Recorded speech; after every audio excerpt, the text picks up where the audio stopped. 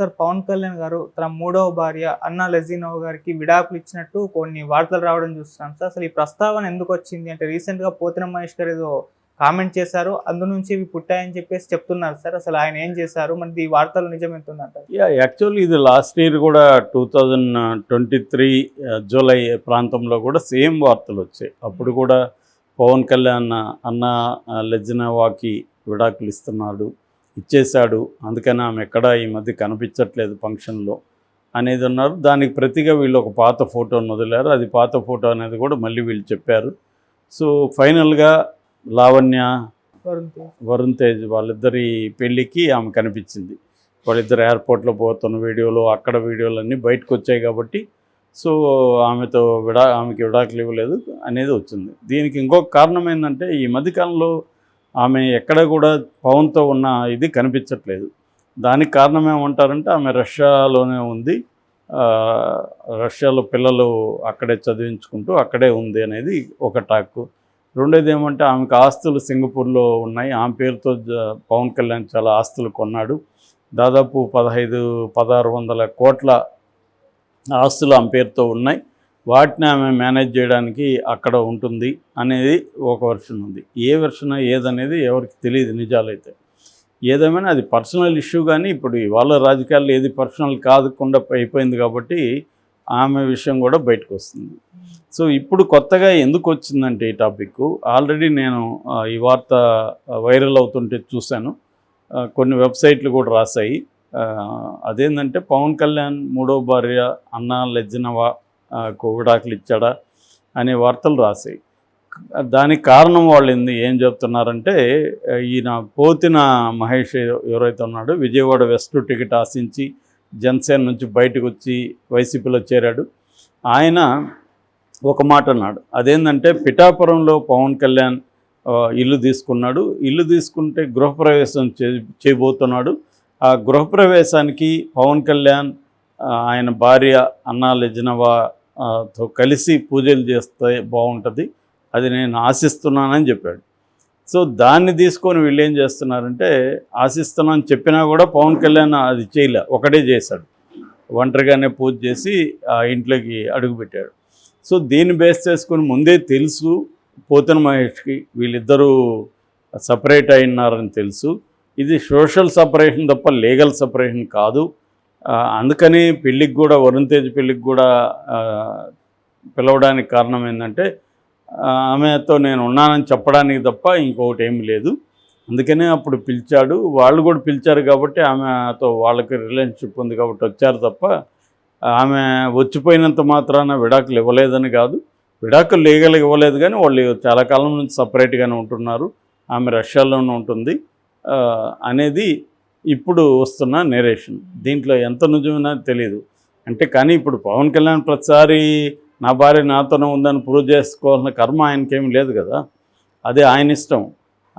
కాకపోతే ఏంటంటే రాజకీయంగా ఇది ఎంత ప్రభావం చూపుతుంది, ఎందుకంటే వైసీపీ వాళ్ళు ముందు నుంచి కూడా ఒక అటాక్ ఏం చేస్తున్నారు, జగన్ కూడా పదే చేస్తున్నాడు. నిజానికి అది అవసరం లేదు, కానీ పవన్ కళ్యాణ్కి ఒక ఇమేజ్ని దెబ్బతీయడానికి, అతని క్యారెక్టర్ దెబ్బతీయడానికి, తద్వారా రాజకీయాల్లో అతనికి నిలకడలేదు.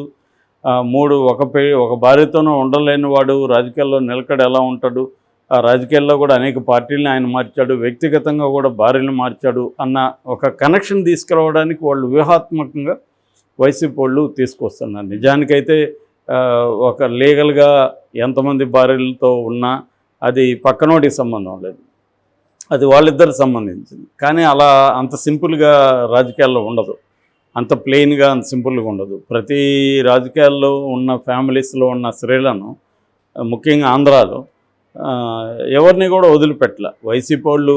ఇటు చంద్రబాబు ఫ్యామిలీలో ఉండే స్త్రీలను వదిలిపెట్టలే, వీళ్ళు కూడా తెలుగుదేశం వాళ్ళు, జనసేన వాళ్ళు, జగన్ ఫ్యామిలీలో ఉండే స్త్రీలను కూడా వదిలిపెట్టలేదు. ఇవి మామూలే. ఇప్పుడు షర్మిల జగన్ క్యాంట్ అయినప్పుడు వైసీపీ వాళ్ళు షర్మిలను కూడా వదిలిపెట్టలేదు. తమ పార్టీ నాయకుడి చెల్లెలైనప్పటికీ ఆమెను కూడా అటాక్ చేస్తున్నారు. అంటే తమ పార్టీకి ప్రయోజనం ఉంటుందనుకుంటే ఏదైనా వాళ్ళకి ఓకే, దేనైనా అటాక్ చేస్తారు, ఎవరినైనా అటాక్ చేస్తారు.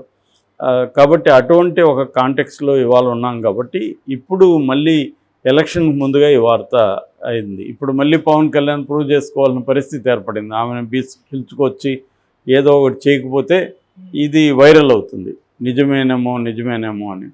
సో ఇది ప్రాబ్లం అనమాట. యాక్చువల్గా మనకు పవన్ కళ్యాణ్ పరిస్థితి చూస్తే ఆమె నందిని అనే ఆమెతో ఫస్ట్ 97లో పెళ్లి చేశారు పవన్ కళ్యాణ్కి. బట్ అది అరేంజ్డ్ మ్యారేజ్ కావడం, తనకి అంత మెచ్యూరిటీ ఆ టైంలో లేకపోవడం, దానివల్ల ఆమెతో ఇబ్బందులు వచ్చాయి. దాని తర్వాత 2007 టైంకి నందినితో విడాకులు అయింది. బట్ విడాకులు అప్సెల్గా అయింది తప్ప అంతకు ముందు నుంచే రేణుతో ఆయన సహజీవనం చేస్తున్నాడు. సో 2004లో అకీరా పుట్టడం, 2010లో ఆద్య పుట్టడం, ఇవన్నీ జరిగినాక పెళ్లి చేసుకున్నాడు. 2009లో ఆయన పెళ్లి చేసుకున్నాడు. తర్వాత 2012లో విడాకులు ఇచ్చాడు. బట్ విడాకులు ఇవ్వకముందే 2011 నాటికే ఆయనకి ఈమెతో ఇప్పుడున్న అన్నా లెజ్జినోవతో సంబంధం ఉందని, ఆమెతో పెట్టిన కూడా కన్నాడని రేణు దేశాయ్ కూడా ఆరోపించింది. నాతో ఉంటూనే ఇంకొక ఆమెతో బెడ్లు కన్నాడని. ఆమె ఏంటంటే అక్కడ తీన్మార్ సినిమా 2011లో పరిచయం అయింది. అక్కడ రష్యా షూట్కి వెళ్ళినప్పుడు అక్కడ కొంతమంది డ్యాన్సర్ని పెడతారు కదా, ఆమె కూడా డ్యాన్సర్గా ఉండేది. సో ఆమె పవన్ కళ్యాణ్ నచ్చడంతో ఆమెతో అఫేర్ పెట్టుకోవడం, దాని తర్వాత అది కంటిన్యూ కావడం, దాంతో ఆమెకు పుట్టడం, ఇవన్నీ కూడా జరిగిపోయినాయి. సో అలాగా వీళ్ళకి 2 పిల్లలు, పోలేనా అంజనా పవనవ్వ ఆ అమ్మాయి పేరు. సో పవన్ వచ్చే విధంగా 2 పేర్లలో పవన్ వచ్చే విధంగా పెట్టారు. దానికి మళ్ళీ రష్యన్ ఫీల్ కల్పించే విధంగా. రెండోదేమో మార్క్ శంకర్ పవనోవిచ్ అనేది ఇంకోటి పెట్టారు కొడుక్కి.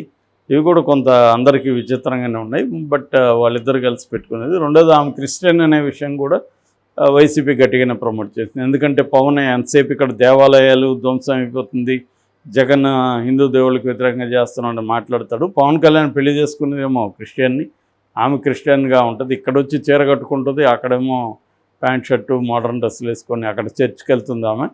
సో ఇది పవన్ ద్వంద్వ ప్రవృత్తి అనే విషయాన్ని కూడా వైసీపీ వాళ్ళు బలంగా తీసుకెళ్తారు.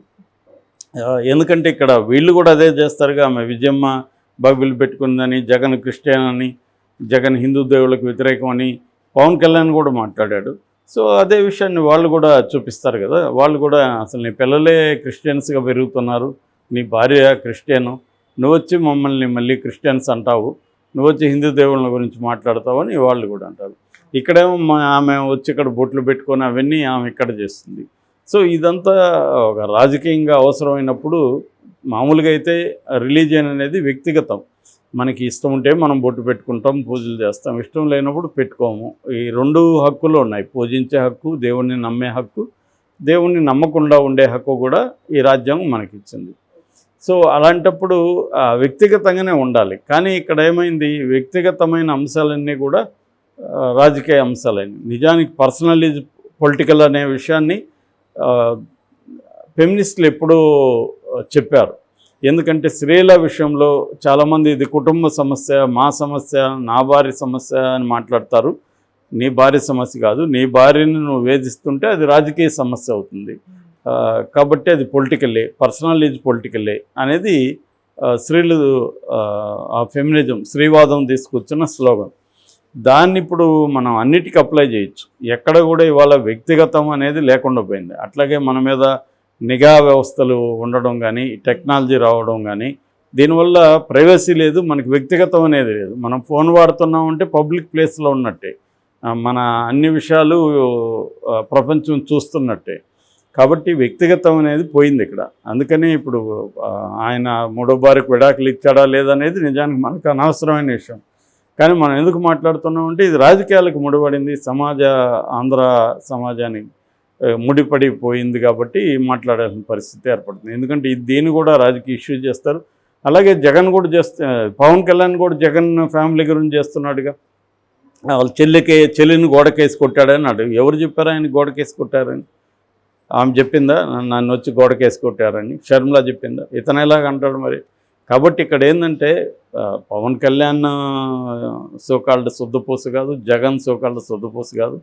అందరూ కూడా రాజకీయ ప్రయోజనాల కోసం ఏ అంశాన్నైనా వాడతారు. మతాన్ని వాడతారు, కులాన్ని వాడతారు, వ్యక్తిగత విషయాల్ని వాడతారు. అలాగా ఇప్పుడు ఇది మెల్లమెల్లగా వైరల్ చేస్తున్నారు. పోతిన మహేష్ కొత్తగా వచ్చాడు కాబట్టి అతనికి ఈ పార్టీలో అన్ని విషయాలు తెలుసు కాబట్టి సో అతను చెప్తున్నాడు అని అంటున్నారు. ఇది ఖచ్చితంగా ఇంకొద్ది రోజులు పోతే పెంచే అవకాశాలు ఉన్నాయి ఈ అంశాన్ని.